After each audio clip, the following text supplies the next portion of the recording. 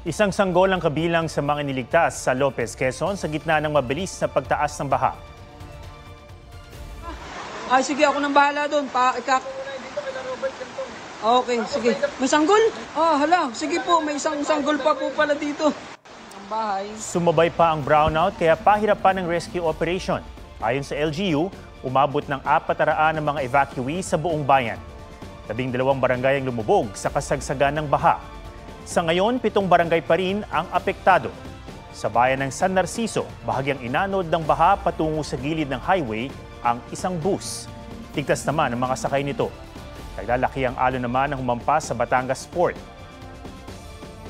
Hinahanap ng pamunuan ng Pantalan ng Batangas PDRRMO ng matutuluyan ng mahigit 200 na stranded na pasahero. Posibleng Sabado o Biyernes pa raw manunumbalik sa normal ang biyahe ng mga barko.